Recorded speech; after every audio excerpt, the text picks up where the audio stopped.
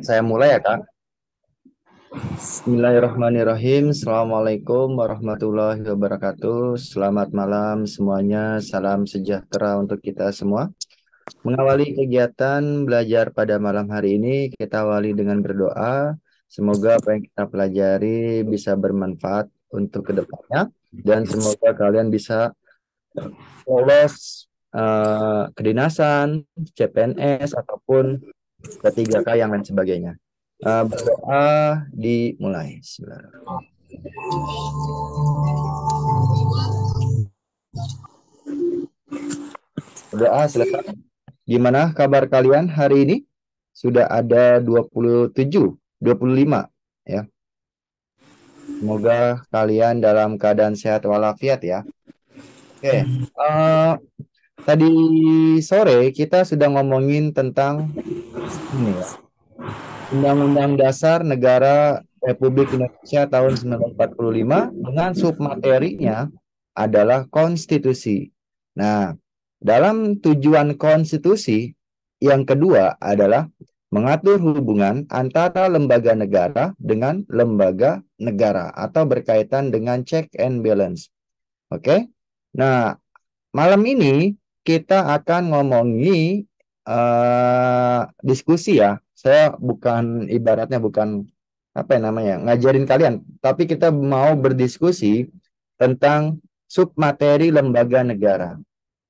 Sebenarnya ini adalah materi pelajaran kelas 10 bab pertama ya. Bab bab kedua, bab ketiga ya. Kurikulum kurikulum 2013 ya, bukan kurikulum Merdeka kayak gitu. Oke. Eh, Sebelum di amandemen, kita ngomongin dulu deh lembaga negara ya. Sebelum di amandemen, lembaga negara itu, ada apa aja? Kedudukannya itu ada yang namanya lembaga tertinggi dan lembaga tinggi. Kalau lembaga, kalau lem,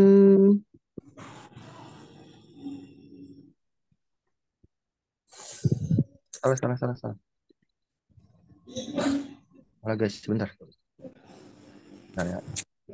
Maaf.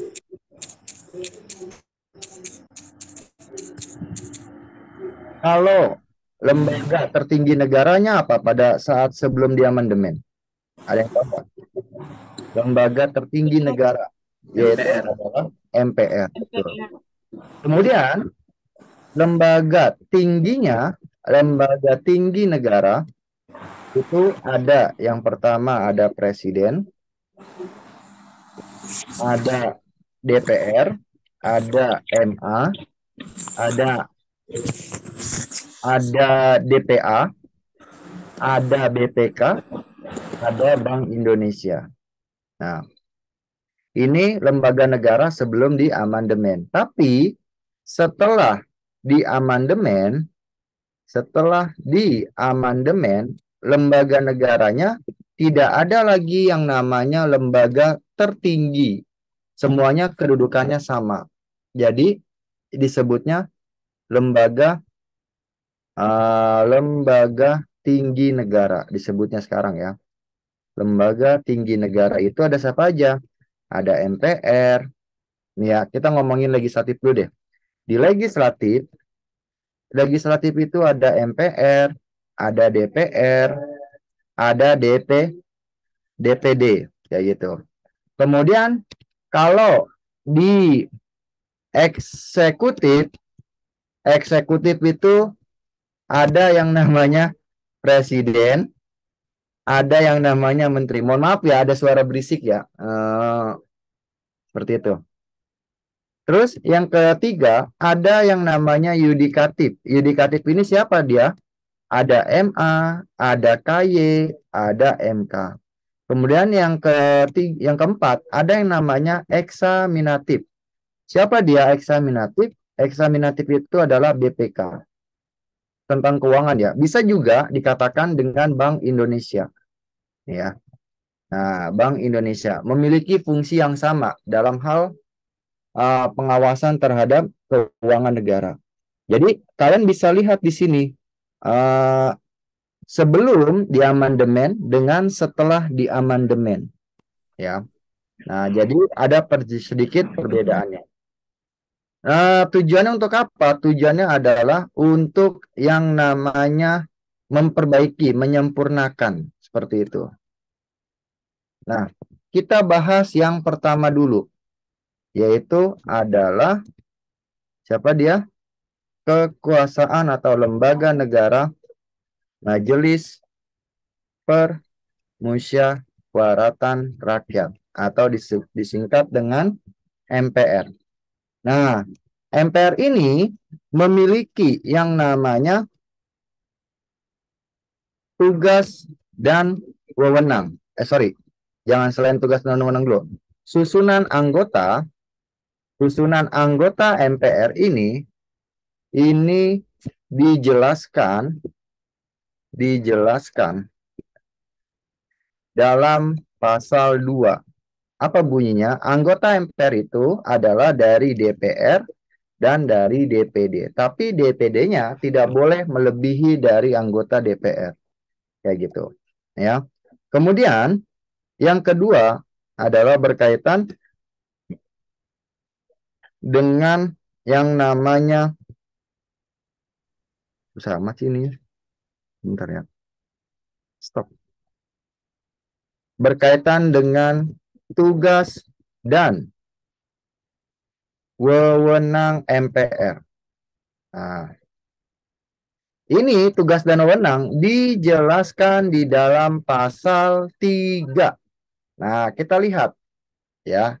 Karena saya tuh udah hafal, saya coba saya minta tolong untuk kalian ngecek ya. Takutnya saya keliru atau salah atau apa.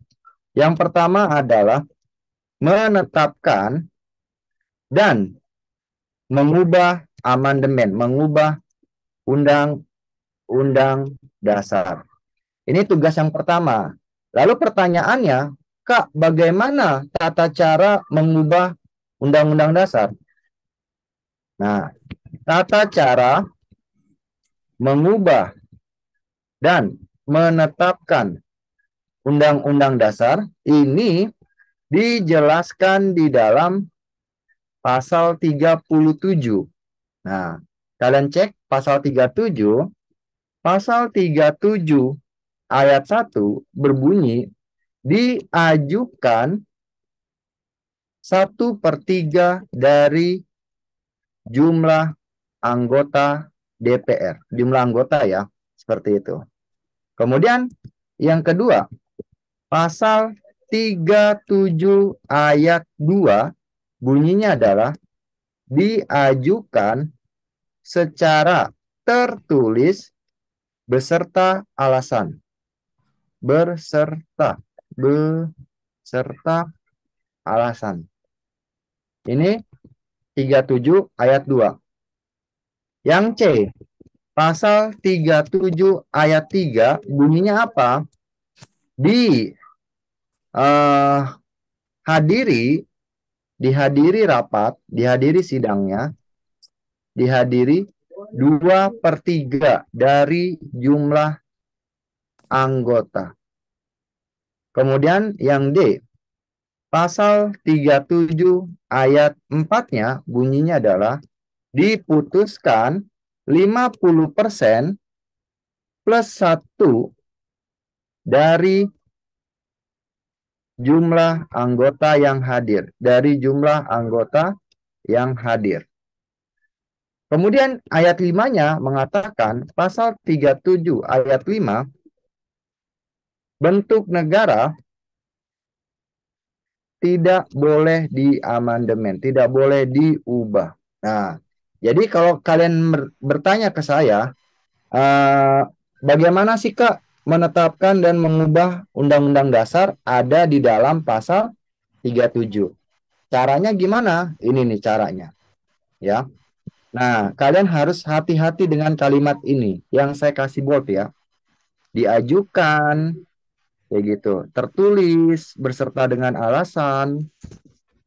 Kemudian yang kedua harus dihadiri 2/3, diputuskan 50%, bentuk negara tidak boleh diubah. Nah, ini adalah tata cara mengubah dan menetapkan undang-undang dasar. Lalu yang kedua adalah tugasnya melantik presiden dan wakil presiden. Nah, bagaimana tata caranya? Tata cara pelantikan presiden dan wakil presiden ini dijelaskan dalam pasal 8. Sorry, 9. Pasal 9. Ya. 9.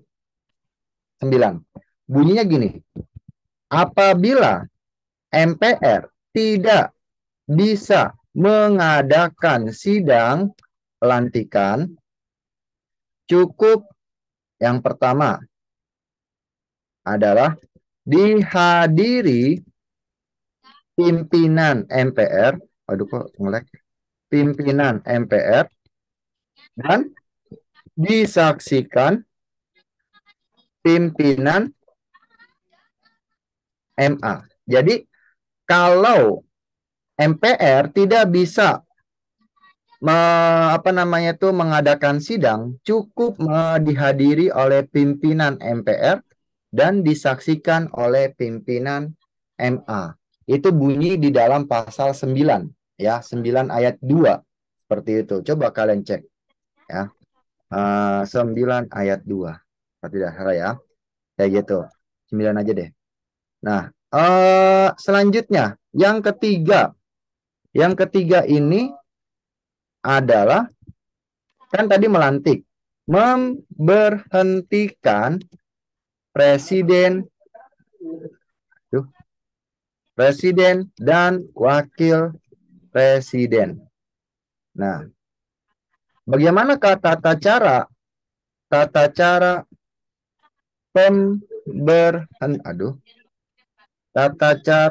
pemberhentian presiden dan wakil presiden ini dijelaskan di dalam pasal 7B. Nah, masih kedengar nggak suara saya? Masih Kak, masih aman.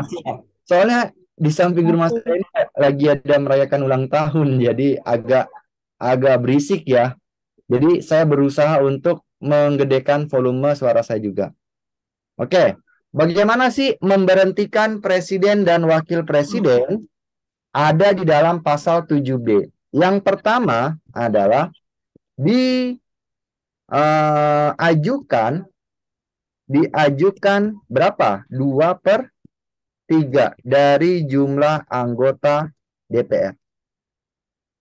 Nah, kemudian yang kedua, ini yang poin-poin pentingnya ya, dipertimbangkan, diadili dan diputuskan oleh Mahkamah Konstitusi oleh MK selama 90 hari.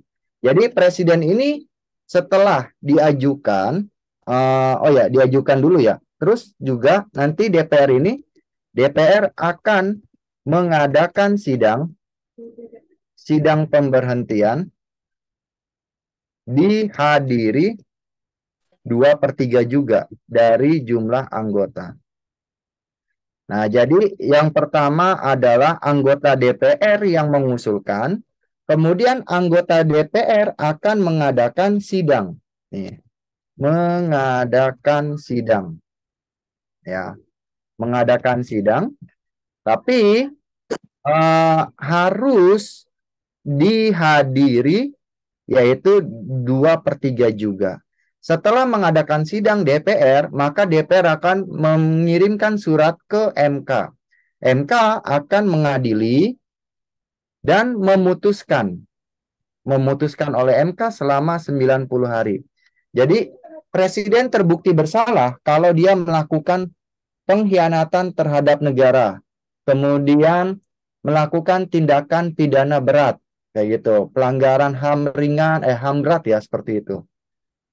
Kemudian kasus pembunuhan, kayak gitu. Nah, setelah ini maka MPR akan mengagendakan ya, mengagendakan sidang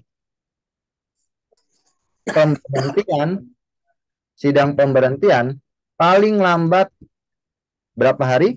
30 hari. Jadi kalau presiden terbukti bersalah, maka MPR akan mengagendakan sidang pemberhentian paling lambat 90 hari ke depan ya. Jadi dari MK ke MPR aja sudah ada 120 hari. Kemudian sidang pemberhentian presiden dan wakil presiden. Nah, ini ada kalimat nih. Dihadiri. Nah, dihadiri berapa orang dari jumlah anggota MPR? Dihadiri 3/4 dari jumlah anggota MPR. Kemudian diputuskan berapa? Diputuskannya itu adalah 2/3 dari jumlah anggota yang hadir. Diputuskan 2/3 dari jumlah anggota MPR yang hadir. Jadi sidang pemberhentiannya itu harus dihadiri 2/3 orang dari jumlah anggota MPR dan diputuskan 2/3 juga. Seperti itu. Jadi kalau ada orang yang mengatakan turunkan Presiden Jokowi, berhentikan Presiden Jokowi, ya kan? Orang ngomongnya enak. Padahal tata cara pemberhentian presiden dan wakil itu ada di dalam pasal 7B. Mekanismenya sangat sulit. Diajukan 2/3, terus DPR-nya mengadakan sidang pemberhentian, harus dihadiri 2/3, kemudian diadili dan diputuskan oleh MK, MPR-nya mengagendakan sidang pemberhentian paling lambat 30 hari, kayak gitu. Sidang pemberhentian presiden harus dihadiri 3/4 dari jumlah anggota MPR, diputuskan 2/3, kayak gitu. Nah, itulah tata cara pemberhentian presiden dan wakil presiden. Catatannya apa? Adalah apabila, nih ya, ada catatan yang pertama. Apabila presiden dan wakil presiden diberhentikan secara bersama, maka yang menggantikan siapa? Ada yang tahu nggak? Menggantikan adalah Menteri Luar Negeri, luar negeri, Menteri Menteri Dalam Negeri, Menteri Pertahanan, Menteri Pertahanan. Pertahanan. Nah, pertahanan. Ini ada di dalam pasal 8 ya. Selapan. Kayak gitu. Lalu yang kedua adalah apabila wakil terjadi, aduh kok ngelek melulu. Apabila terjadi kekosongan wakil presiden, maka dipilih oleh MPR. Nah, ya seperti itu. Jadi MPR yang bakalan mencari wakil, calon kandidat wakilnya. Kayak gitu. Oke? Nah, tugas MPR selesai. Sampai di sini ada pertanyaan? MPR dulu nih. Tidak ada? Alhamdulillah, tidak ada. Oke. Yang kedua, B. B adalah Dewan Perwakilan Rakyat atau disingkat juga dengan DPR. Nah, DPR ini yaitu adalah di dalam tugasnya itu adalah lembaga negara yang bertugas ngapain? Membentuk undang-undang. membentuk undang-undang. Ini kalau tidak salah di dalam pasal 20 ya. Coba kalian lihat pasal 20. Benar tidak ya? Kayak gitu. Kemudian gimana tuh intinya? Tugas dan wewenang. Oke. Tugas dan wewenangnya atau fungsi ya, bisa dikatakan tugas atau fungsi dan wewenang DPR ini ada di dalam fungsi DPR dulu nih. Fungsi DPR dijelaskan di dalam pasal berapa? 20A ayat 1. Apa bunyinya pasal 20 ayat 1? Yang pertama adalah memiliki fungsi legislasi. Legislasi. Nah, ya. Artinya DPR mengajukan rancangan undang-undang kepada pemerintah. Nah, ini namanya fungsi legislasi di dalam pasal 21. Kalau tidak salah, coba kita cek dulu. 21, 20, 20 ayat 2. 20 ayat 2. Pasal 20 ayat 2. Kemudian yang kedua adalah fungsi anggaran. Anggaran itu bisa dikatakan budgeting ya. Artinya DPR mengajukan rancangan anggaran pendapatan belanja negara atau disingkat dengan RAPBN kepada pemerintah. Nah, ini ada tuh di dalam pasal 23. Pasal 23. Tapi ingat ya, ada kata tapi. RAPBN memperhatikan pertimbangan siapa? Memperhatikan pertimbangan siapa? Memperhatikan pertimbangan DPD. Kayak gitu. Jadi anggaran anggaran belanja negara APBN ini perlu mempertimbangkan DPD. Lalu yang ketiga adalah fungsi pengawasan. Artinya apa? DPR mengawasi jalannya pemerintahan. Kayak gitu. Nah, ini yang pertama. Ya. Yang kedua, yaitu berkaitan dengan apa? Hak DPR. Hak DPR. Dijelaskan di dalam pasal 20A ayat berapa? Ayat 2-nya. Nah, pasal 20A ayat 2. Bunyinya apa? Hak DPR yang pertama adalah hak interpelasi. Apa itu hak interpelasi? Hak ini adalah meminta. Ada kalimat meminta keterangan kepada pemerintah. Udah gitu aja, meminta keterangan. Lalu yang kedua adalah hak angket. Apa itu hak angket? Hak angket itu adalah menyelidiki kebijakan pemerintah. Nah, lalu yang ketiga adalah hak menyatakan pendapat. Nah, menyatakan pendapat. Ini namanya hak DPR. Selain mempunyai hak DPR, juga ada kata hak anggota DPR. Ini dijelaskan di dalam pasal yang namanya 20A ayat 3. Apa bunyinya? Pasal 20A ayat 3. Anggota itu memiliki yang namanya mengajukan pertanyaan. Mengajukan pertanyaan kepada pemerintah ya. Kemudian menyampaikan usul. Nah, serta hak imunitas. Yang ketiga adalah hak imunitas. Waduh. Hak menyampaikan usul. Imunitas. Imunitas itu apa?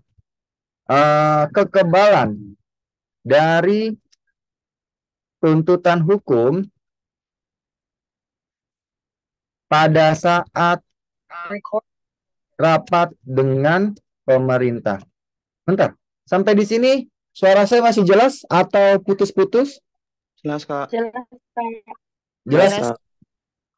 Oke. Jadi hak imunitas itu adalah kekebalan nih. Kekebalan dari tuntutan hukum pada saat rapat bersama dengan pemerintah. Pernah nggak ada anggota DPR yang maki-maki pemerintah pada saat rapat? Ada nggak? Coba. Ada ya. Makanya pada saat rapat anggota DPR boleh menyampaikan kritik kepada pemerintah. Boleh ngata-ngatain pemerintah, bahasa kotornya ya kayak gitu. Tapi setelah rapat itu anggota DPR tidak boleh ngata-ngatain pemerintah. Maka akan dikenakan Undang-Undang ITE kayak gitu. Ya. Nah, pertanyaannya adalah susunan DPR itu bukan susunan tapi alat kelengkapan DPR ini ya, kalau kalian ketahui ya, yang pertama adalah adanya pimpinan DPR. Udah jelas lah ya, sudah ada pimpinan DPR. Lalu yang kedua ada sekretaris jenderal, sekjen DPR. Lalu yang ketiga ada yang namanya badan legislatif. Badan legislasi ya. Nah, Balek atau disingkatnya dengan Balek. Badan legislasi. Lalu yang keempat ada yang namanya badan anggaran. Atau disebut juga dengan Banggar. Lalu yang kelima ada yang namanya komisi.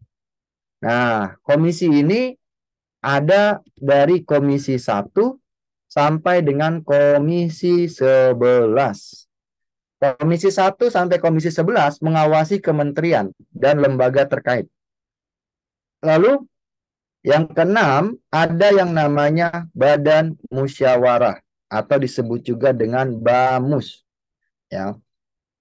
Lalu yang ketujuh ada yang namanya Badan Antar Parlemen. Badan Antar Parlemen.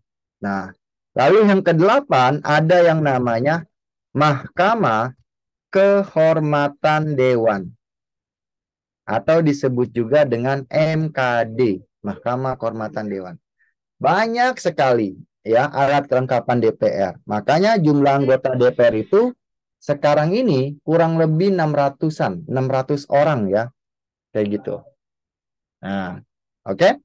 Sampai di sini DPR sudah clear atau ada pertanyaan? Silakan.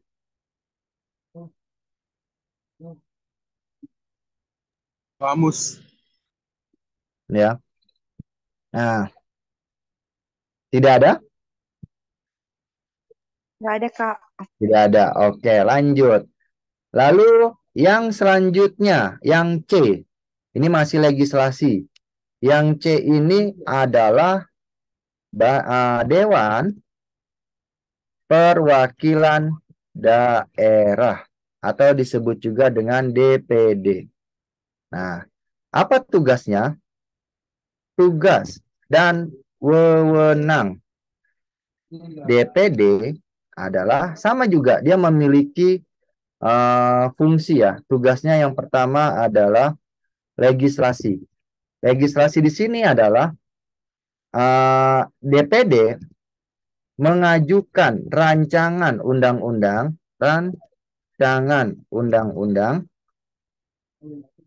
berkaitan siapa? Berkaitan dengan otonomi daerah. Nah, ini yang pertama. Lalu yang kedua adalah fungsi anggaran. Nah, DPD, DPD mengajukan rancangan anggaran berkaitan dengan siapa? Berkaitan dengan yang namanya otonomi daerah. Kemudian ada lagi fungsi pengawasan. Nah, ini juga mengawasi yang namanya pemerintahan daerah dan pusat juga ya, mengawasi pemerintah daerah juga. Nah, kemudian ada yang bisa membedakan nggak? Apa perbedaan anggota DPR dengan anggota DPD? Nah, apa perbedaannya? Berasal dari daerah. DPD itu daerah kan, Bang? Kalau DPR Iya, tuh lebih ke nasional sih. DPR, Cara pemilihannya, Bang. DPD bukan berasal dari partai politik. betul. Salah satunya tadi yang disebut. Oke. Ya gitu. Gitu. Nah, kita lihat di sini. Cara perbedaan bukan cara. Perbedaan antara DPD, DPR dengan DPD. Nah, yang pertama kita buat dulu nih. Ada berapa nih ya? Kira-kira cukup nggak kalau misalnya 5 atau 6? 6. 6.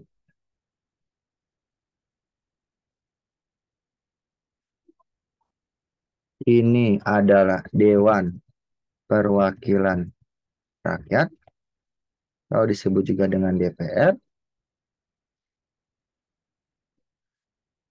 Ini Dewan Perwakilan Daerah, atau bisa disebut juga dengan DPD. Yang pertama, ini terkait dengan undang-undang ya, legislasinya ini berkaitan dengan pemerintah pusat, karena dia berkaitan dengan pemerintah pusat. Legislasi di DPD, legislasinya ini berkaitan dengan yang namanya otonomi daerah. Ini yang pertama. Lalu yang kedua, berkaitan dengan pengawasan. Pengawasan ini juga berkaitan dengan pemerintah pusat. Kalau ini perbedaannya, pengawasannya berkaitan dengan pemerintah daerah juga dia. Nah, lalu secara pemilihan umum. Pemilihan umum ini melalui partai politik ya. Kalau ini pemilihan umumnya berkaitan dengan perseorangan, atau satu provinsi ini minimal berapa? Minimal 4 orang. Hanya butuh 4 orang. Jadi sekarang ini ada 38 provinsi di Indonesia. Maka satu provinsi harus mengirimkan minimal 4 orang. Kenapa? Karena sudah ada di dalam pasal berapa tuh? 22E. Ya, seperti itu. 22E. Kemudian yang selanjutnya, anggotanya, jumlah anggota. Coba deh kalian cari di internet ya. Jumlah anggota DPR yang sekarang ini kurang lebih ini sekitar 560 orang. Nah, tapi jumlah anggota DPD ini tidak boleh lebih dari 1/3 dari jumlah anggota siapa? DPR. Nah, itu perbedaannya. Bisa dipahami sampai sini? Bisa, Kak. Perbedaannya ya, sudah jelas banget nih. Jadi dari Bisa, Bang, bisa. bisa ya. Oke. DPD sudah jelas, legislatif sudah jelas. Berarti kita lanjut yang namanya pemerintah atau presiden dan wakil presiden. Nah,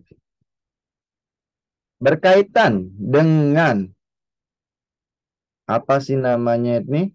Kekuasaan pemerintah. Ini kekuasaan pemerintah dulu ya. Kekuasaan pemerintah ini dijelaskan di dalam pasal 4. Apa tuh bunyinya? Presiden menjalankan pemerintahan. Ya, seperti itu. Lalu yang kedua adalah berkaitan dengan pemilihan presiden dan wakil presiden. Nah, yang pertama harus dipilih melalui gabungan satu pasangan ya, satu pasangan calon, baik dari presiden dan wakil presiden. Ini yang pertama. Yang kedua harus dipilih melalui gabungan partai politik, gabungan parpol. Nah, ini yang paling berat nih, gabungan partai politik. Sebenarnya bisa nggak kita sebagai rakyat biasa mencalonkan diri jadi presiden? Kira-kira bisa nggak? Nggak bisa. Nggak bisa. Berarti kita nggak punya hak dipilih dong kalau kayak begitu. Ayo. Diusulkan, sorry. Bukan dipilih, tapi diusulkan. Berarti kita nggak punya hak untuk dipilih dong kalau kayak begitu. Nah, iya. Sebenarnya kita bisa mencalonkan diri jadi presiden. Boleh nggak saya mencalonkan diri jadi presiden tahun 2024? Boleh aja. Tapi sayangnya harus diusulkan melalui gabungan partai. Ini yang paling berat. Nah, ya. Minimal itu harus memiliki kuota 20%. Nah, gabungan partainya kayak gitu. Ini berat banget. Koalisi ya. Iya, jadi berkoalisi betul. Makanya yang sekarang ini banyak kan tokoh-tokoh politik kita sedang ya ibaratnya cari-cari muka lah ya, kayak gitu. Waduh. Lagi cari-cari muka untuk siapa nih calon kandidatnya. Ini berkoalisi. Jangan laporin saya ya. Berkoalisi. Nah, kayak gitu. Jadi sebenarnya kita ini bisa mengajukan diri jadi presiden dan wakil presiden. Sayangnya poin nomor 2 ini mengatakan harus diusulkan melalui gabungan partai politik. Ini yang paling susah. Kemudian nanti ada lagi syaratnya harus menang 20% dari jumlah suara. Kayak gitu. Nah, karena tadi sistem pemerintahan kita itu adalah presidensial, dalam sistem presidensial, tugas presiden ini ada dua. Presiden ada dua, yaitu Kepala negara dan kepala negara dan sebagai kepala Pemerintahan. pemerintahan. Oke. Yang mana dulu nih yang mau kita bahas? Kepala negara dulu apa kepala pemerintahan? Kepala negara. Kepala negara. Oke. Yang pertama berkaitan dengan presiden sebagai kepala negara. Nah, tugasnya ya, yang pertama itu ada di dalam pasal 10. Apa bunyinya? Sebagai panglima tertinggi. Nah, intinya gitu aja, ya. Lalu yang kedua, pasal 11. 11 ayat 1, apa bunyinya? Membuat perjanjian dulu atau menyatakan perang ya? Ayat 1 itu menyatakan perang dan membuat perjanjian ya, berarti gabungan. Membuat perjanjian dan menyatakan perang. Iya, betul. Banyak sekali pasalnya. Saya ini alhamdulillah sudah hafal pasal Undang-Undang Dasar sejak saya duduk di bangku kelas 10 SMA. Dari pasal 1 sampai dengan pasal 37. Nah, Keren coba banget, Kak. Pak 10, bayangin kelas 10. Itu Kelas gimana 1. belajar? Itu serius banget, Bang. Tipsnya gimana? Tadi banyak baca buku dibilang. Nah, menyatakan perang. Nah, sorry. Ulang. Menyatakan perang atas persetujuan siapa? atas persetujuan dari DPR. Ini yang pertama. Persetujuan. Lalu yang ketiga, ini berkaitan pasal 12.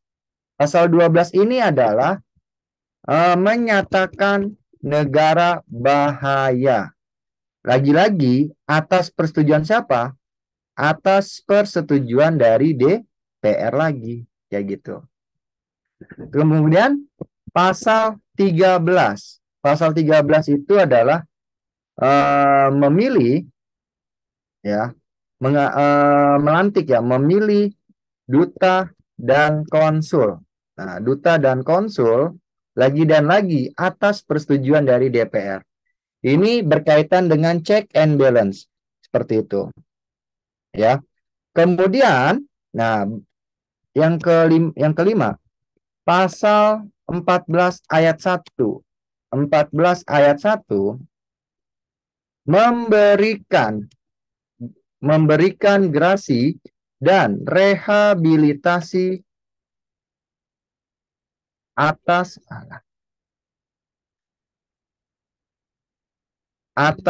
siapa? Atas pertimbangan dari MA, betul. Nah, kemudian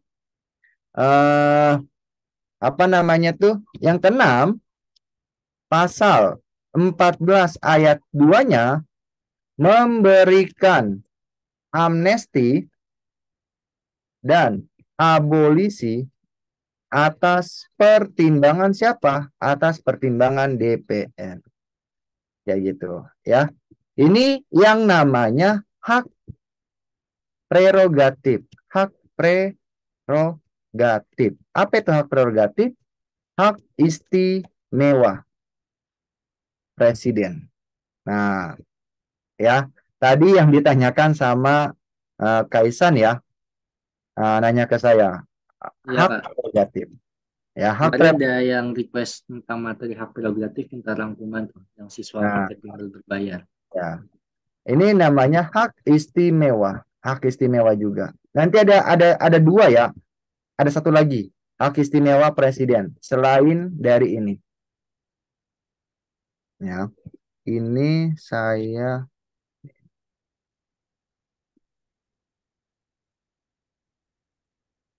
Kok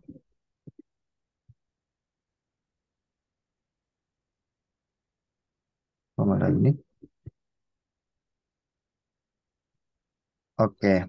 Kemudian yang ketujuh. Pasal 15. Apa itu pasal 15? Nah, kok ini saya ngelek-ngelek mulu dah. Memberikan gelar tanda kehormatan. Tanda kehormatan. Nah, kemudian yang kedelapan adalah, ini wewenang DPA, wewenang presiden ya. Pasal 16. Pasal 16 itu apa? Membentuk yang namanya Dewan Pertimbangan Presiden. Atau disebut juga dengan One Team Press. Dewan Pertimbangan Presiden. Nah, inilah presiden sebagai kepala negara. Tuh, jadi hanya sebatas simbol dalam hal ini. Kemudian yang kedua adalah hak istimewa itu digunakan untuk memberikan gerasi, memberikan rehabilitasi, memberikan amnesti, nah, memberikan abolisi. Kayak gitu. Hak istimewa ya. Nih. Hak istimewa. Kayak gitu. Ya. Jadi pada gerasi itu adalah pengampunan, rehabilitasi itu pemulihan nama baik, amnesti itu pengampunan juga, amnesti atau abolisi ya. Abolisi itu penghentian kasus kayak gitu. Ya. Lalu yang selanjutnya, presiden sebagai kepala pemerintah. Ini ada di dalam yang namanya pasal 5 ayat 1. Apa itu? Mengajukan rancangan undang-undang. Undang-undang. Nah, lalu ayat 2, pasal 5 ayat 2-nya menyatakan membuat yang namanya peraturan pemerintah untuk menjalankan undang-undang. Nah, kemudian ayat 3-nya, ayat 3 lagi. Pasal 17 ayat 1 ini presiden dibantu oleh yang namanya menteri negara. Nah, ini juga dikatakan hak prerogatif juga. Disebut juga dengan hak prerogatif atau hak istimewa. Nah, hak istimewa presiden. Kayak gitu. Ya. Nah, ini hak istimewa. Bentar.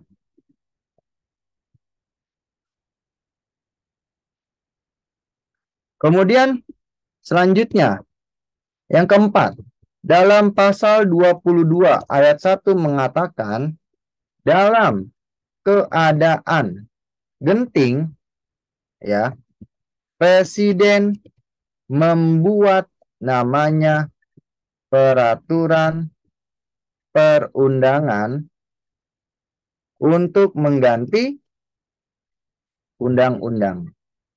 Jadi disebut juga dengan yang namanya Perpu, peraturan pengganti perundang-undangan.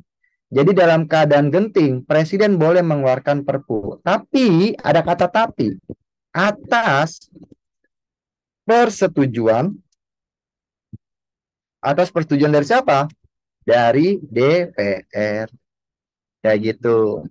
Nah, inilah tugas presiden sebagai kepala pemerintah. Sampai, sekarang lagi. Pembantu presiden. Nah, pembantu presiden dan wakil presiden. Siapa sih pembantu-pembantunya? Yang pertama adalah menteri negara. Nah, menteri negara ini terbagi menjadi 3 kategori. Ada yang namanya, nih ya, kalian pernah dengar nggak istilah menteri koordinator? Nah, itu yang pertama. Ada juga yang namanya menteri departemen. Nah, yang ketiga ada yang namanya menteri non-departemen. Nah, ini kategori menteri ya. Jumlah menteri itu ada 34 menteri. Kayak gitu. Lalu yang kedua, ada dibantu juga oleh yang namanya staf khusus. Staf khusus presiden. Lalu dibantu juga oleh yang namanya Panglima TNI. Dibantu juga oleh Kapolri. Dibantu juga oleh siapa? Dibantu juga oleh yang namanya Jaksa Agung. Nah, dibantu juga oleh yang namanya di tingkat provinsi dibantu oleh namanya gubernur. Di tingkat kabupaten dibantu oleh yang namanya bupati. Kalau di tingkat kota dibantu oleh namanya wali kota. Bahkan di tingkat rukun tetangga dibantu oleh namanya RT. Nah, jadi secara nggak langsung RT itu juga termasuk pembantu presiden secara nggak langsung ya, seperti itu. Nah, inilah pembantu presiden. Ada lagi nanti KPK, tapi KPK itu independen ya, tidak boleh diintervensi oleh yang lain. Nah, jadi inilah pembantu-pembantu presiden. Sampai di sini tentang presiden dan wakil presiden aman? Jelas? Jelas, Kak. Jelas ya. Nah, ini yang paling sulit ya, yang paling sulit nih. Apa tadi? C, D udah. E. Ya, Kemarin yang 3 orang, 3 orang. itu kesempatan tak perlu. Yang E berkaitan dengan Mahkamah Agung. Atau disebut juga dengan MA. Nah, Mahkamah Agung. Bentar.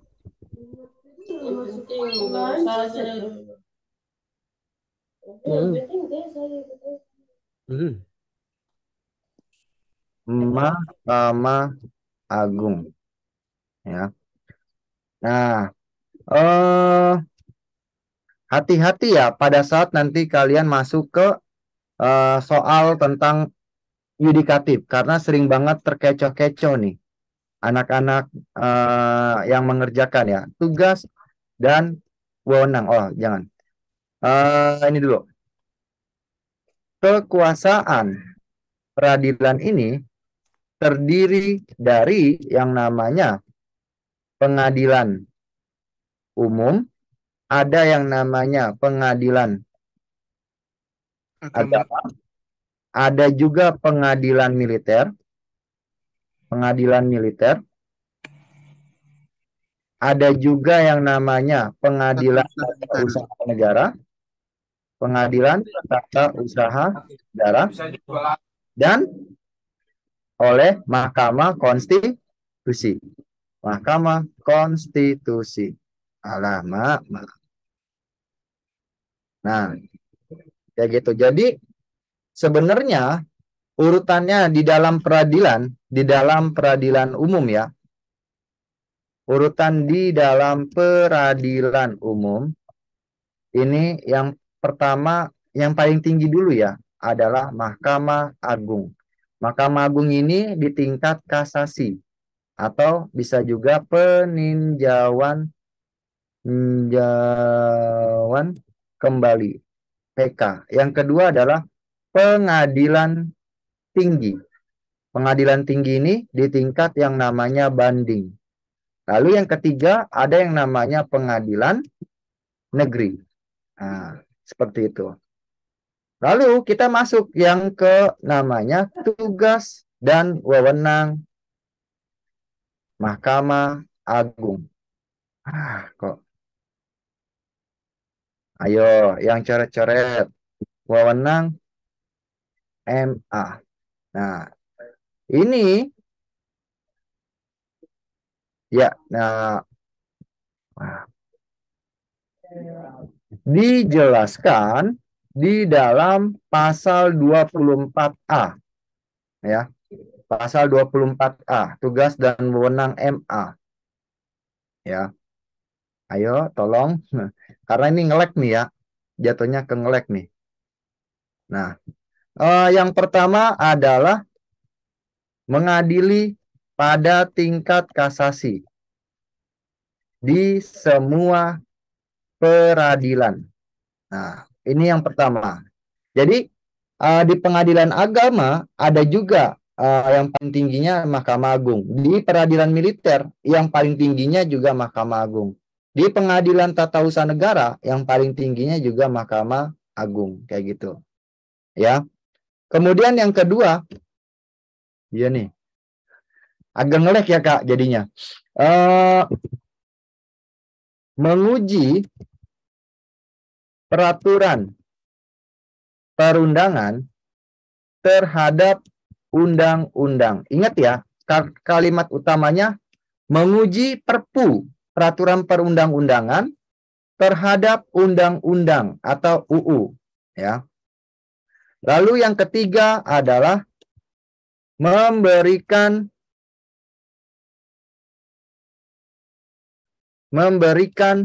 pertimbangan mengenai gerasi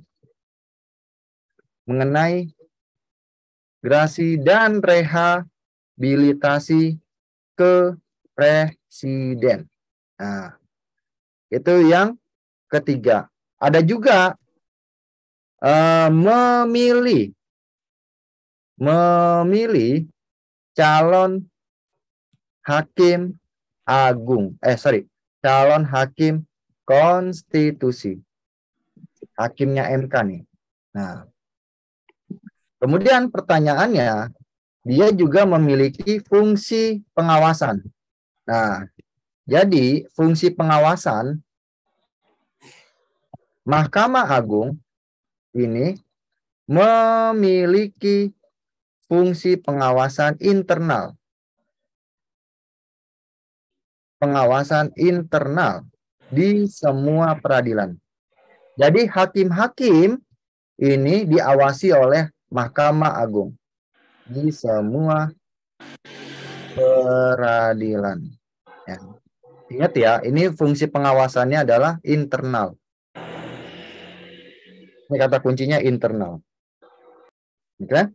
Lalu anggota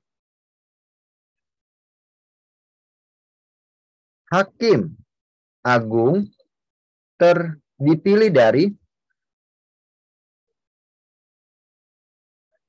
entar dulu ya, Hakim Agung dipilih oleh, nah, Hakim Agung ini dipilih yang pertama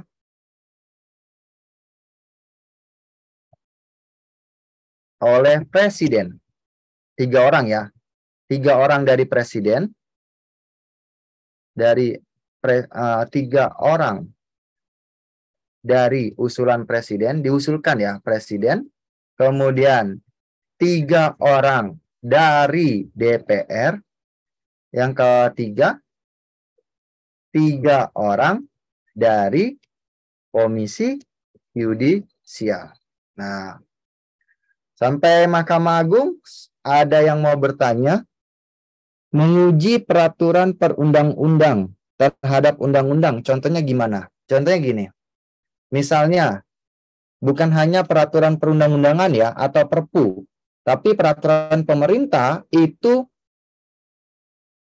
iya betul. Jadi kan dalam urutannya, yang paling tertinggi itu adalah Undang-Undang Dasar, TAP MPR, Perpu atau undang-undang, peraturan pemerintah, peraturan presiden.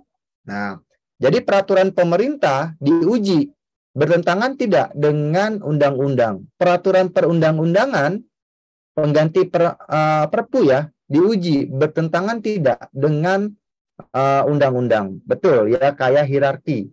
Ya, jadi aturan itu tidak boleh bertentangan satu sama lain, kayak gitu, ya. Udah jelas ya? Kemudian yang F, ini berkaitan dengan Komisi Yudisial. Nah, ini tahun lalu keluar nih, KY. Ya, benar tidak? Coba. Tahun lalu keluar. Coba, benar nggak? Jawab dulu. Latar belakang. Benar, Bang. Saya minum dulu ya. Saya izin minum ya. Oke, Bang. Benar nggak? Coba. Benar, Bang. Nanya wewenang. Nanya wewenang. Iya, Bang. Oke. Latar belakang KY, kalau kalian cari di ininya KY, ini ini mana ya?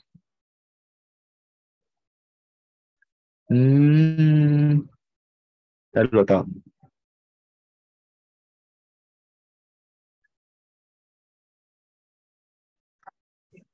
Nih. Di dalam saya ngambilnya dari ininya KY ya. Dia mengatakan ini. Nih. Jadi latar belakang terbentuknya KY itu berkaitan dengan banyaknya keprihatinan dari negara ini berkaitan dengan apa? Wajah peradilan yang muram.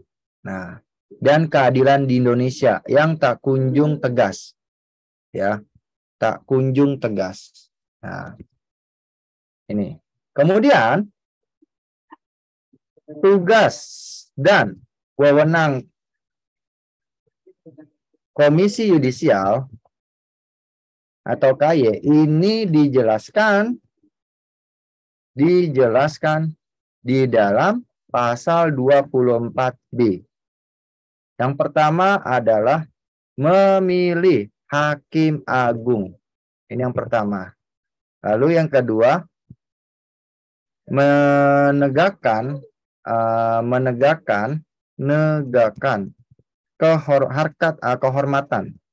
kehormatan hakim agung.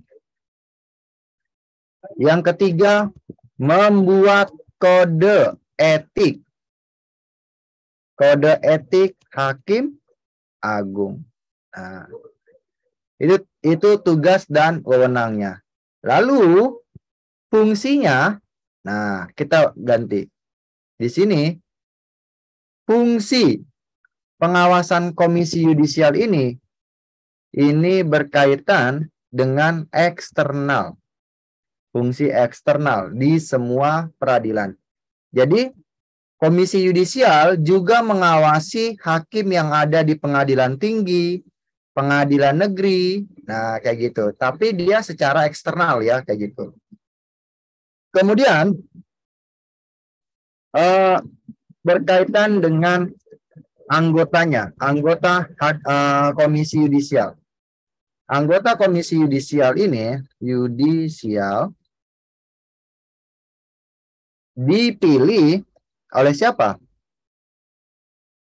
Dipilih oleh DPR atau oleh Presiden dulu nih? Kayaknya sih DPR ya. 24B. 24B. Oh, diangkat dan diberhentikan oleh Presiden. Diangkat dan diberhentikan oleh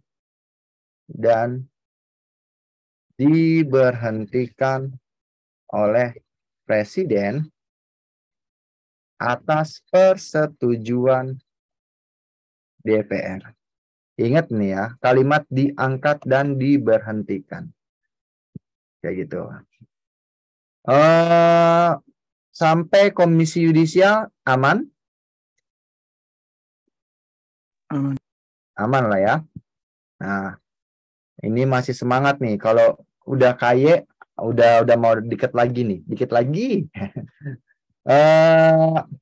Selanjutnya, berkaitan dengan FG, sekarang G. Siapa itu dia? Mahkamah Konstitusi. Atau disebut juga dengan MK. Nah, dia itu memiliki tugas dan wewenang. Mahkamah Konstitusi. Nah, atau disebut MK. Ini dijelaskan di dalam yang namanya pasal 24C. Nah, tugas MK ini dijelaskan di dalam pasal 24C. Ya, yang pertama adalah mengadili pada tingkat pertama dan terakhir dalam hal menguji undang-undang terhadap siapa? Terhadap undang-undang dasar. Jadi dia itu yang menguji undang-undang terhadap undang-undang dasar, tugasnya yang pertama. Lalu tugas yang kedua adalah menyelesaikan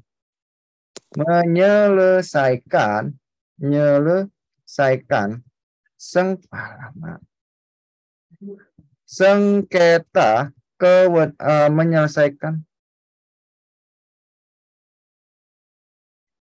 menyelesaikan sengketa antar lembaga negara. Nah, jadi kalau ada lembaga negara yang berantem, yang menyelesaikan itu adalah Mahkamah Konstitusi. Lalu yang ketiga adalah menyelesaikan sengketa pemilihan umum. Nah, pilkada, pemilihan legislatif, dan lain sebagainya, itu diselesaikan lewat MK. Lalu yang keempat adalah membubarkan partai politik dan organisasi masyarakat ya, kayak gitu. Lalu yang kelima adalah memberikan pertimbangan atas usul pemberhentian presiden dan wakil presiden. Nah, kayak gitu. Terus selanjutnya adalah berkaitan dengan anggota hakim konstitusi atau disebut juga dengan MK.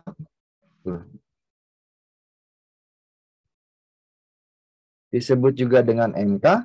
Ini dipilih oleh yang pertama 3 orang dari presiden, 3 orang dari presiden, yang kedua 3 orang dari DPR, dan yang ketiga 3 orang dari MA. Seperti itu. Jadi anggota hakim konstitusi ini dipilih melalui 3 orang dari presiden, 3 orang dari DPR, 3 orang dari MA. Dipilih dan diusulkan ya seperti itu. Oke, selesai tentang trias politika. Kalau eksaminatif berkaitan dengan pengawasan keuangan negara ya. Kayak gitu. Nah, coba deh saya ajak kalian mengkritisi ya. Di dalam Undang-Undang Dasar 1945 pasal 7 menyatakan masa jabatan presiden adalah 1 periode dan dapat dipilih kembali dalam masa yang sama. Artinya boleh dipilih 2 periode. Benar atau benar? Coba. Benar. Benar ya?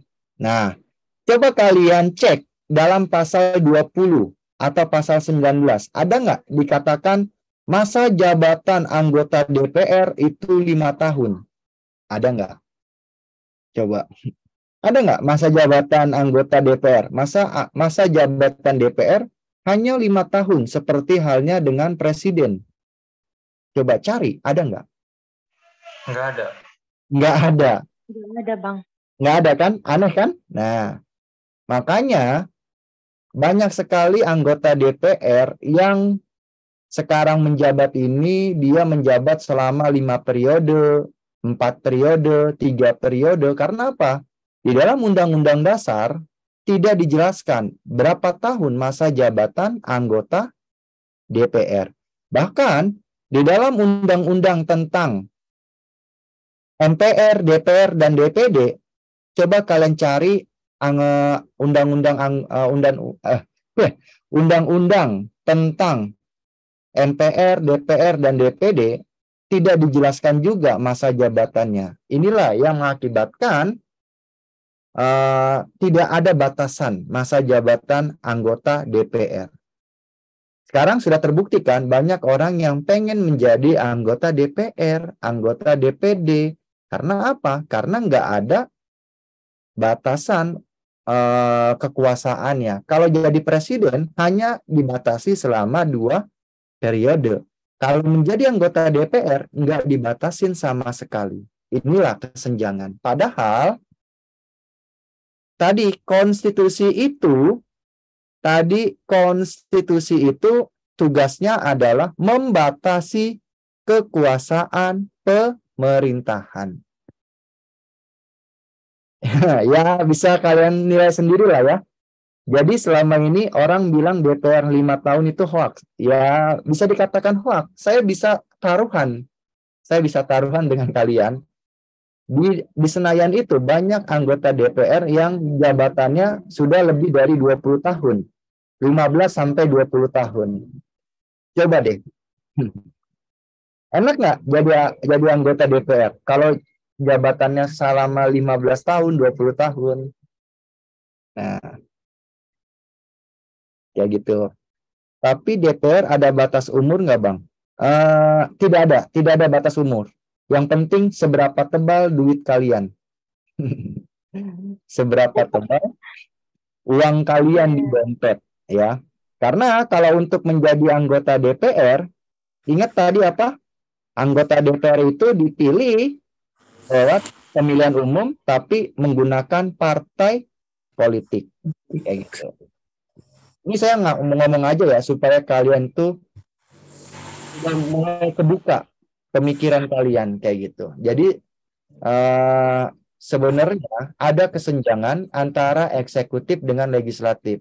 Di eksekutif, dalam Undang-Undang Dasar dijelaskan masa jabatan presiden dibatasi selama 5 tahun. Tapi di legislatif, di dalam Undang-Undang Dasar tidak ditemukan masa jabatan DPR itu berapa tahun masa jabatannya. Kayak gitu, ya. Nah. Ya. Nah, sampai di sini ada pertanyaan? Ada Izin Bang. bertanya. Ya. Izin bertanya, Bang. Ya, silakan. Oke. Jadi kan tadi ada pembagian kekuasaan ya terkait dari trias politika kan itu baru dari yang Montesquieu ya, Montesquieu ya. Iya, betul. Berarti itu terkait dari legislatif, eksekutif dan yudikatif. Itu kan bagian dari TWK tadi ya. Apakah nanti juga di TWK ada juga yang tentang pembagian kekuasaan dari John Locke yang mengenai legislatif, eksekutif dan juga federatif? Kalau ada bisa tolong dijelaskan juga. Oke. Bagus ya, pertanyaan dari Gibran ya, kalau nggak salah ya. Iya. Oke. Di dalam perpolitikan dunia ada yang namanya John Locke dan Montesquieu. John Locke itu dia mengatakan ada yang namanya trias praja. Trias praja itu ada legislatif, ada eksekutif, ada federatif. Federatif ini apa, Bang? Federatif ini berkaitan dengan hubungan luar negeri, ya, Gibran ya. Jadi federatif ini lebih kaitannya kepada hubungan luar negeri. Dalam hal ini, di dalam eksekutif, kan eksekutif itu kan ada yang namanya menteri. Salah satunya ada yang namanya menteri luar negeri. Jadi kekuasaan federatif itu sebenarnya sudah ada di dalam menteri negara, ya. Jadi apakah nanti bakalan ada di dalam soal TWK? Sangat mungkin ada, tapi hanya ada satu soal doang. Sakitnya itu adalah kita belajar panjang lebar hari ini, yang ada itu hanya cuman satu soal. Benar apa benar? Coba. Kita belajar lembaga negara banyak banget. Yang keluar cuma satu. Itu pun cuma KY. Mungkin 100%. Tahun ini saya nggak bisa jamin ya, tapi kalian pelajari. Tahun ini yang mungkin keluar adalah berkaitan dengan MA. Kenapa? 2 tahun lalu yang keluar itu adalah Mahkamah Konstitusi tahun 2021. 2022 yang keluar adalah Komisi Yudisial. Bukan tidak mungkin tahun 2023 yang keluar adalah Mahkamah Agung.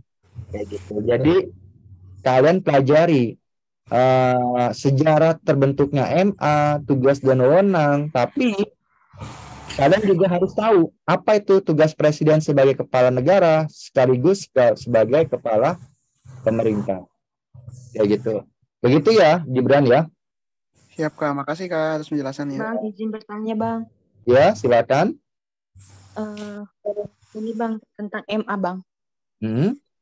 Kenapa MA diperlukan untuk mempertimbangkan gerasi dan rehabilitas, Bang? Oke, pertanyaan yang bagus. Dari siapa tadi namanya? Fani, Bang. Fani, oke.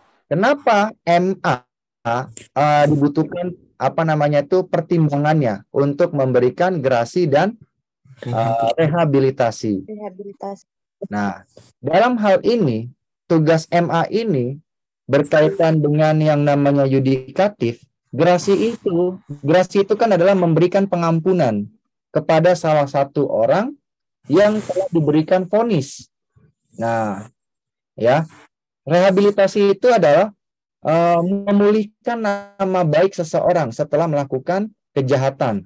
Misalnya nih, saya korban tangkap sebagai korban salah tangkap, maka nama baik saya harus direhabilitasi. Dalam hal ini, grasi dan rehabilitasi ini masuk kategori yudikatif ya, wewenang yudikatif, bukan wewenang legislatif.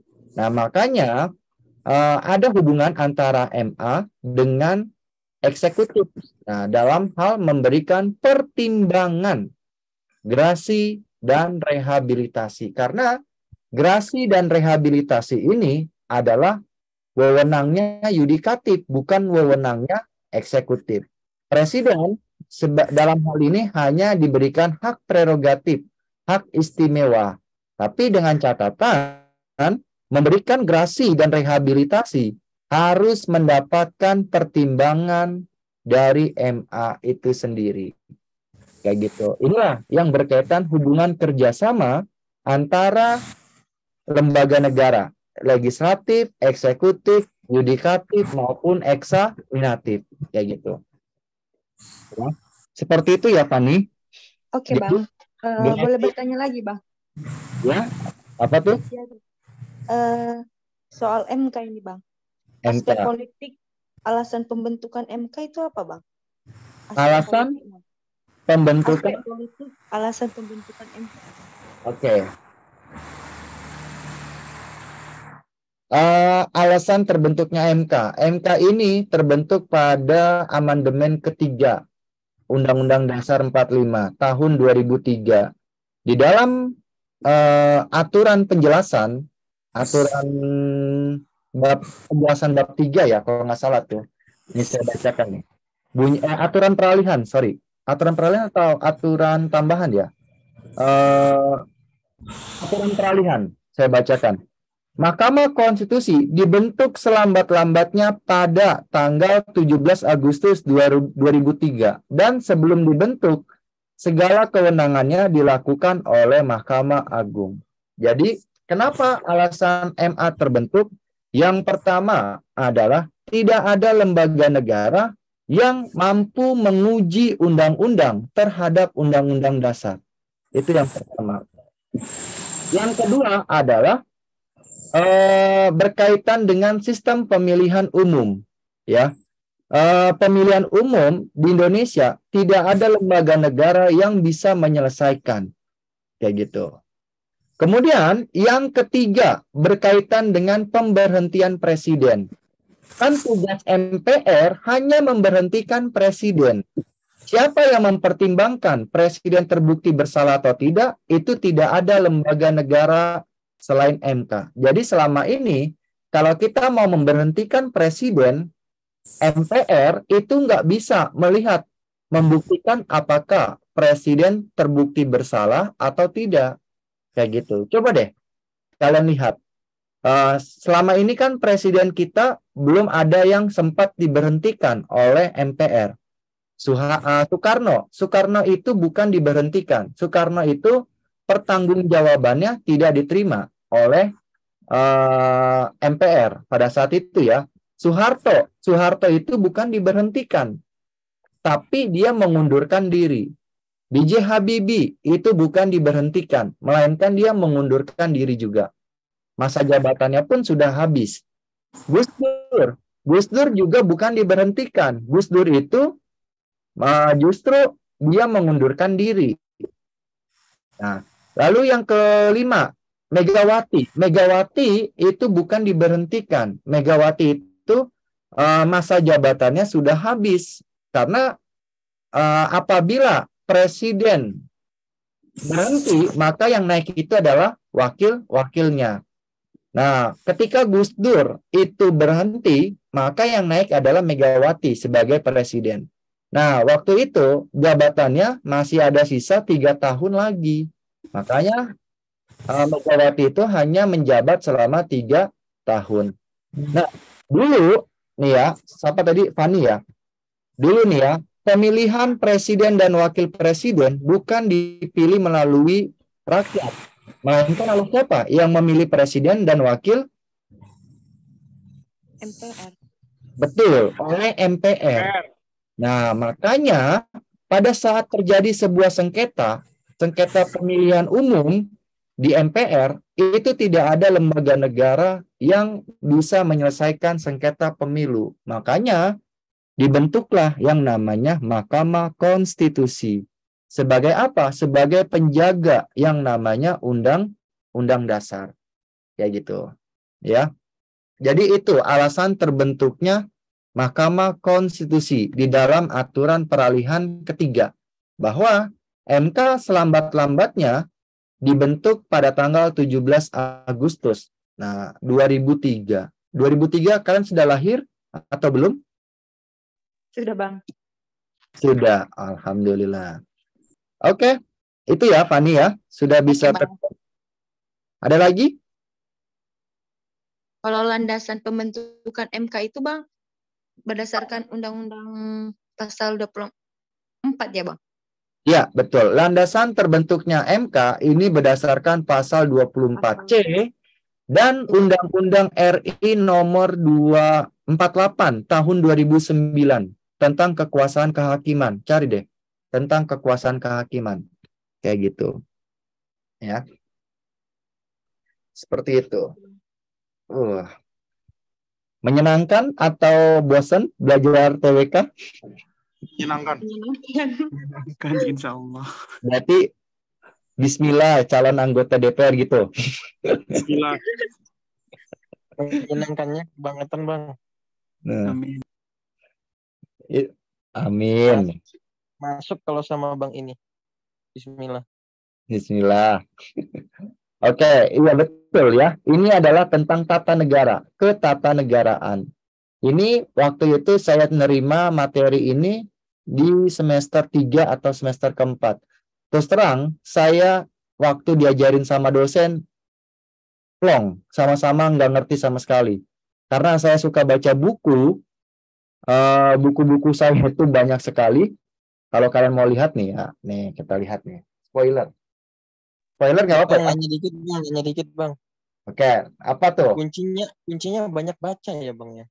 Betul, banyak baca. Banyak baca, banyak diskusi. Nah, kadang kan gini, misalnya baca. Yang penting kita baca dulu kah atau pahamnya belakangan gitu, nggak apa-apa. Baca, pahamnya belakangan gimana tuh? Baca, pahamnya belakangan. Ya gini, jadi kita baca dulu banyak, pokoknya ngelatih keinginan membaca dulu gitu nah.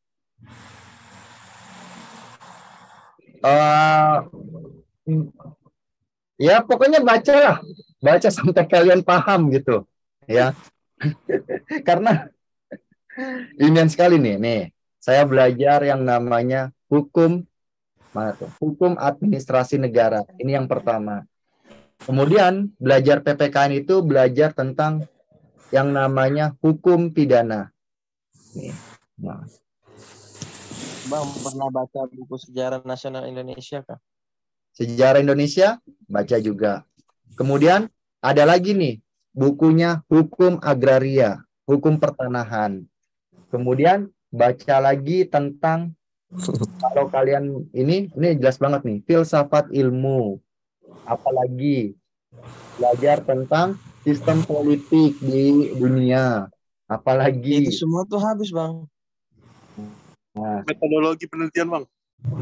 Antar hukum di Indonesia. Jadi sebelum belajar tentang hukum pidana, kalian harus pahamin dulu. Ya. Kemudian ilmu negara. Itu habis dibaca, Bang, semua, Bang. Habis dibaca itu semua, Bang. Ya udah habis lah, karena kan saya sering waktu kuliah sering banget belajar tentang hukum juga. Jadi menyenangkan kok belajar tentang hukum. Setuju. Ada yang jurusan hukum? Ada, Bang. Ada. Siapa, Fani? Iya, Bang. Hukum banyak, Bang. Hukum banyak. Administrasi, Bang. Nah, selain belajar hukum, saya juga belajar yang namanya hubungan internasional dan hukum internasional. Hukum Islam.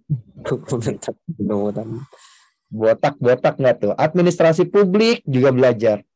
Bayangin, guru PPKN merangkap sebagai anak hukum. Coba, hukum laut doang Kak tahunya. Hukum laut apa? Hubungan internasional kayaknya SKD kemarin banyak. Hubungan internasional banyak.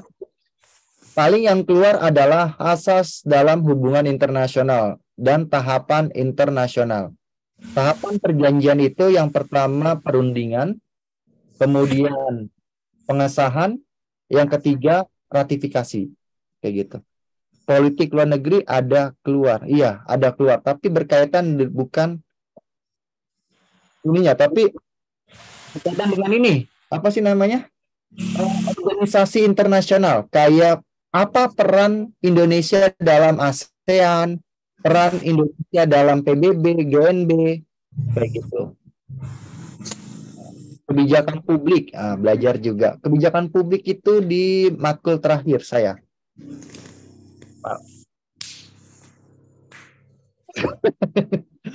Hukum mau mati ditandai, sebelumnya ada tanda baca patah. Apa hukumnya? Nah.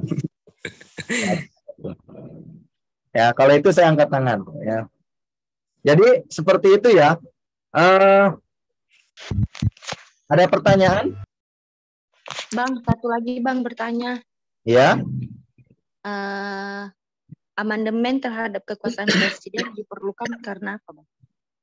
Amandemen terhadap kekuasaan presiden diperlukan karena yang pertama berkaitan dengan kekuasaan presiden yang sangat mutlak di sini nih. Nih. Alasan kenapa diamandemen. Kekuasaan presiden yang sangat penuh. Kenapa? Karena pada zaman Soekarno itu pernah mengeluarkan namanya TAP MPR nomor 3 tahun 63. Tentang apa? Soekarno itu pernah mengangkat sebagai presiden seumur hidup. Ini adalah namanya pelanggaran ya. Kemudian di zamannya Orde Baru, zamannya Soeharto, justru Soeharto menjabat dirinya sebagai presiden selama 32 tahun. Jadi alasan kenapa pasal 7 di amandemen supaya kekuasaan presiden tidak otoriter. Otoriter itu menjabat selama-lamanya lah kayak gitu. Jadi di dalam apa sih namanya tadi saya udah jelasin tuh tentang bentuk negara mana tadi. Nah, ini dia.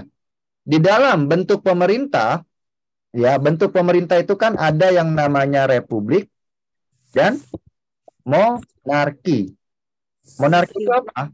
Monarki itu adalah kerajaan. Nah, republik dan monarki terbagi menjadi dua. Yaitu yang pertama absolut. Absolut itu artinya masa jabatan presiden atau raja ini tidak dibatasi. Nah, siapa dia? Negara-negara mana yang masa jabatan presidennya tidak dibatasi? Yang pertama, Vladimir Putin. Vladimir Putin itu sudah menjabat selama 3 periode. Yang kedua adalah, pernah dengar nggak Muammar Gaddafi? Ya, Muammar Gaddafi presiden Libya. Presiden Libya itu menjabat selama 42 tahun. Lalu yang ketiga, Xi Jinping, presiden Cina, itu juga menjabat selama 3 periode juga. Nah, raja yang tidak dibatasi siapa, Bang? Raja yang tidak dibatasi adalah Raja Arab, Raja Inggris, Brunei Darussalam. Nah, Jepang kayaknya juga nggak dibatasi ya. Jepang juga nggak dibatasi, kayak gitu. Nah, itu namanya republik dan monarki absolut. Lalu yang kedua, ada yang namanya republik dan monarki konstitusional. Apa itu republik dan monarki konstitusional? Artinya, masa jabatan presiden ataupun raja dibatasi oleh konstitusi. Dalam hal ini oleh undang-undang dasar. Makanya sifat kita itu bukan republik absolut ya, Fani, tapi melainkan republik konstitusional. Artinya apa? Masa jabatan presidennya ini dibatasi oleh undang-undang yang berlaku. Seperti itu ya. Kenapa kita mewajibkan, bukan mewajibkan ya, kenapa pasal 7 itu di amandemen? Karena negara kita itu bukan republik absolut, melainkan republik konstitusional. Ya, karena harus dibatasi oleh undang-undang dasar yang berlaku. Seperti itu ya. Oke, Bang. Oke. Kamar Abang udah kayak perpustakaan. Iya, emang udah kayak perpustakaan. Tuh, buku-buku semua. Ya, banyak buku-buku. Apalagi tuh. Silakan, ada pertanyaan lagi kah? Lanjut boleh, Bang. Sudah Apa seru. itu?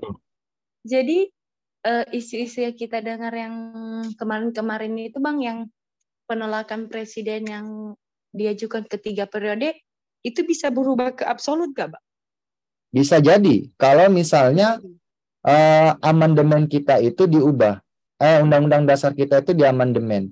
Makanya tadi saya mengatakan, tadi sore ya, bertanya sama kalian, apakah undang-undang dasar kita itu bersifat rigid atau fleksibel? Ternyata undang-undang dasar 45 kita itu bersifat kedua-duanya. Apa buktinya?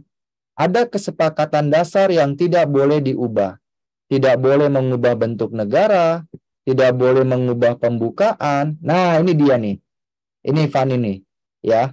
Mempertegas sistem presidensil. Artinya apa? Masa jabatan presiden harus sudah diatur berapa periode. Ini tidak boleh diubah. Pasal 7 tidak boleh diubah, tidak bisa diubah. Karena di dalam kesepakatan dasar mempertegas sistem presidensil tentang masa jabatan presiden. Terus pertanyaannya, apakah bisa, Bang, Presiden Jokowi menjabat selama 3 periode? Tidak bisa. Karena apa? Karena ada kesepakatan dasar di dalam mengubah amandemen Undang-Undang Dasar. Seperti itu. Ya. Oke, Bang. Terima kasih, Bang. Kalau kalian sebagai mahasiswa dan mahasiswi, silakan kalian demo yang namanya revisi Undang-Undang DPR. Batasin coba. Udah, jadi anggota DPR cukuplah 1 periode aja. Udah nggak jelas anggotanya. Gitu.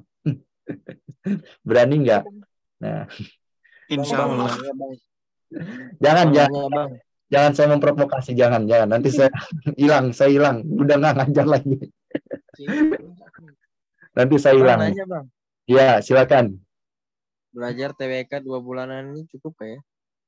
Belajar TWK 2 bulan ini cukup atau tidak? Cukup dan tidak cukup. Cukup dan tidak cukup. Lebih banyak ke latihan-latihan soal. Latihan-latihan soal. Kalau baca buku tidak cukup. Tapi kalau latihan soal, insya Allah cukup. Ya. Ya, tidak ada kata mustahil lah ya. Sebentar. Saya mau izin ini nih. Sharing tentang apa namanya tuh seputar SKD. Saya mau kasih ya ibaratnya seputar SKD. Mana nih? Nah, ini dia. Ini saya mau beralih dulu. Bentar.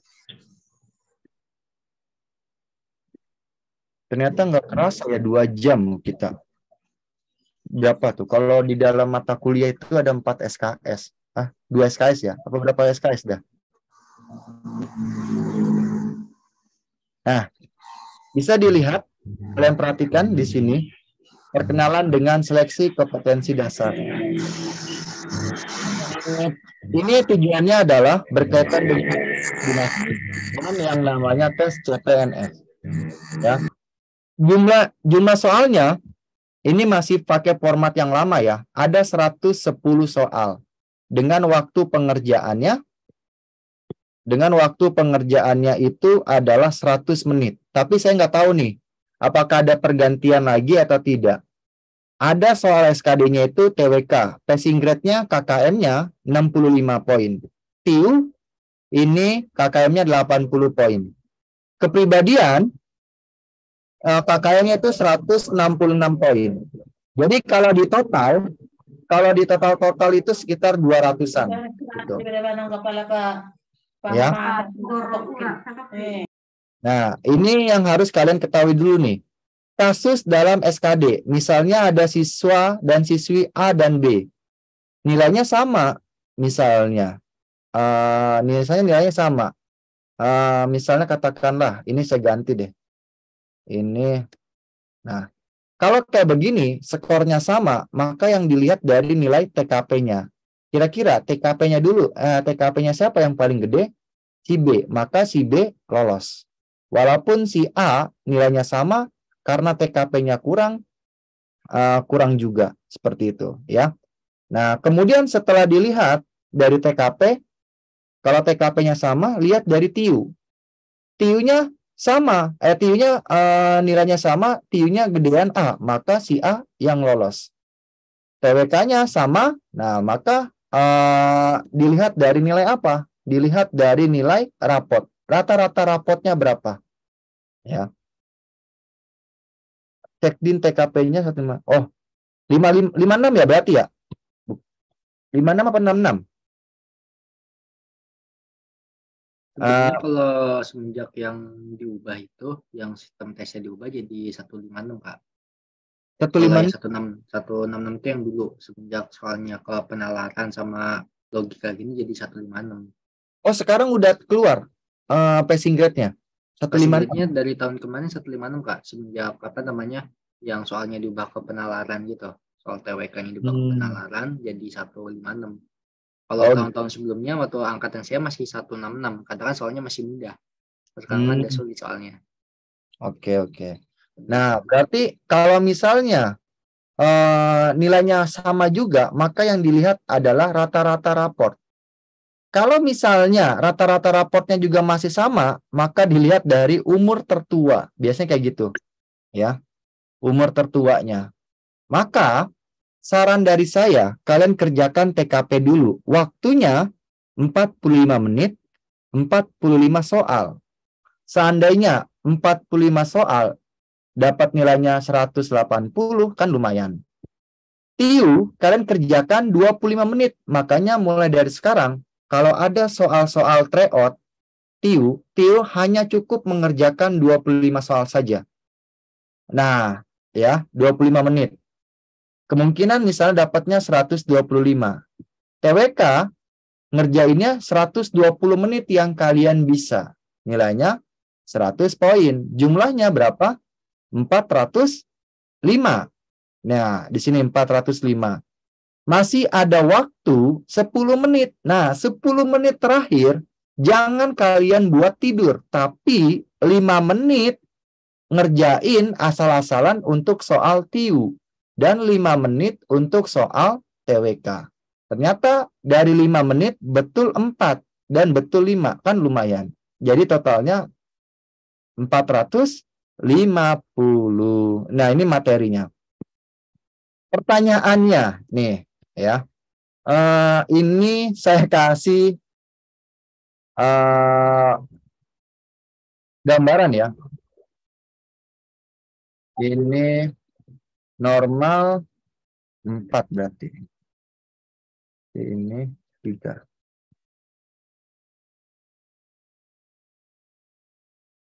Satu lagi.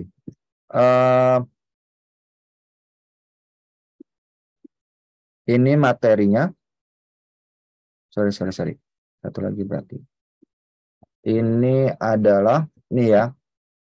Pertanyaan yang paling sulit itu adalah di bagian sini. Kenapa kok saya bisa mengatakan harus dapetin nilai 450? Karena begini. Tahun 2019, waktu saya ngajar pertama kali ya, 2019 itu nilai paling kecil adalah 380. Yang bukan paling kecil ya, yang diterima 380 itu udah paling besar banget. Terus tahun 2020 nilai minimal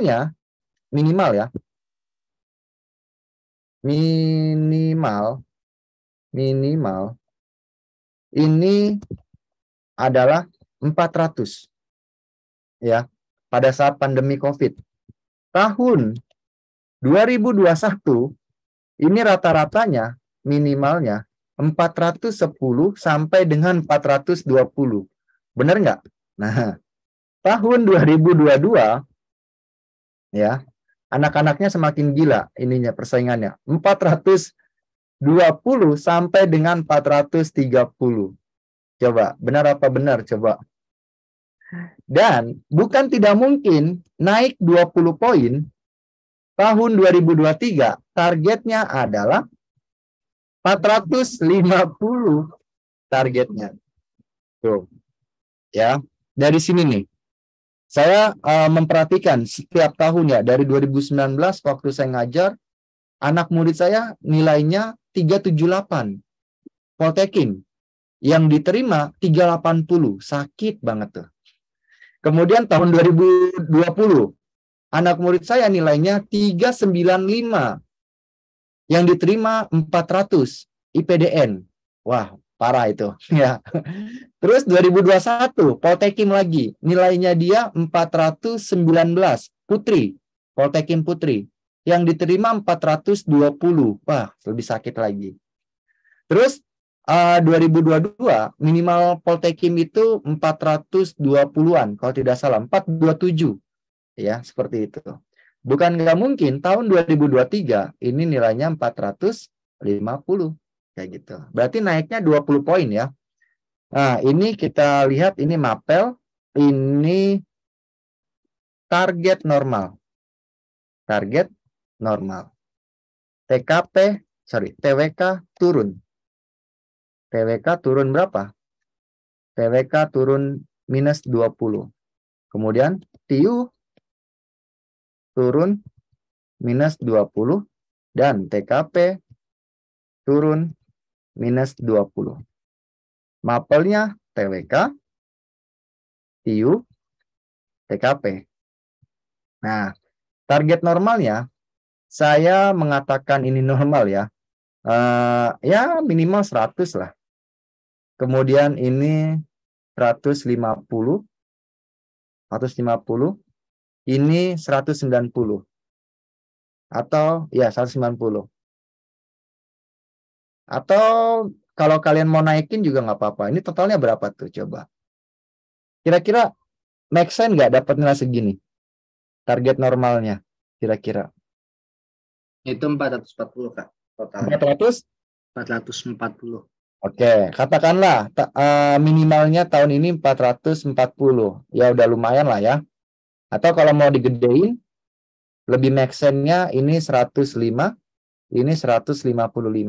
Udah gitu aja. Oke. Seandainya TWK turun 20 poin. Ini turun 20 poin, berarti berapa tuh? 95 ya? Bener nggak? Bener nggak? Bang Mamat, coba. Kalau TIU saya terus terang ini ya, agak gimana gitu. 85, kurang 85. Maka kalian harus nambah 20 poin. Di mana? Yaitu di TKP minimal 200. 200 tambah 85 masih ada 285. Nah, sedangkan di sini kalian bisa naikin, bisa 160. Kira-kira bisa nggak 160? Berat. Sulit Bang. Hah? Tiu lagi. Berat, oke. 155 sama 195 lah. Kira-kira berat atau enggak? Coba dihitung. 85 tambah 155 tambah 195. Itu pun masih kurang. Ya, berarti ininya 200. Nah, udah. Nggak ada ini ya. Udah harga mati 200 TKP. Kalau TIU-nya turun dari 155 kurang 20, berarti 135.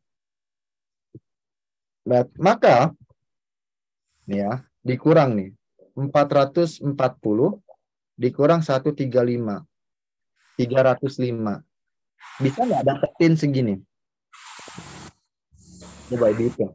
110 tambah 135 tambah 195. Nah, benar nggak? Kalau TKP-nya yang turun 20 poin, hanya dapat 170, maka kalian mati-matian di ini dan ini. 120 tambah 160 tambah 170. Jangan 160 lah. 155 aja. Kira-kira selama ini yang kalian takutin apa? TWK atau TIU atau TKP? TIU. TIU, Bang. TIU. TIU. Oke. Target saya yang normal make sense nggak untuk melawan pesaing-pesaing kita? Segini make sense nggak menurut kalian? Berat atau enggak menurut kalian?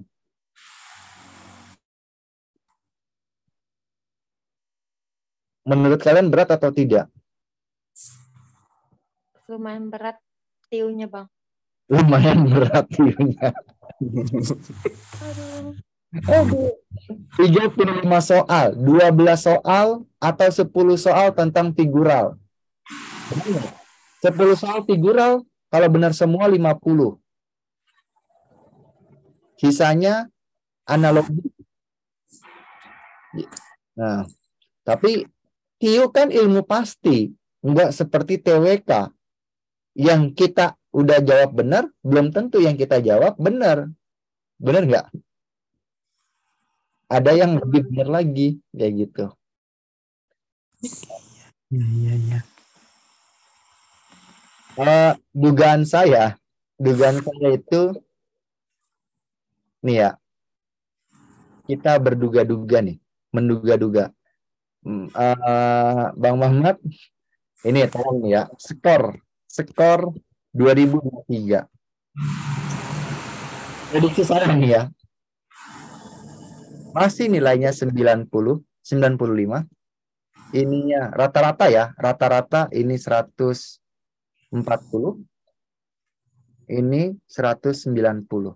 Jadi totalnya berapa tuh? Enggak 190, enggak. 175. 175 atau 180-an. Nah, totalnya adalah 415. Nah, saya yakin skornya ini adalah sekitar segini ya, pesaing kalian, anak-anak zaman sekarang. Kayak gitu. Nah, yakin 100%. Kayaknya juga 140 juga gede banget nih, nggak mungkin. Tapi kadang-kadang ada yang dapat nilai 150. Itu ada nggak yang milih STIS? STIS? Ada nggak? Anak-anak STIS? Anak-anak STIS tuh gila-gila, bener. Minimal itu dia dapat 445 atau 450 paling minimal. Kurang dari itu pasti bakalan kalah kayak gitu. Oke? Bagaimana caranya? Caranya bukan hanya baca buku saja, tapi sekarang sudah waktunya apa ya namanya ya? Banyak latihan lah. Banyak latihan. Kalian bikin kayak begini nih, format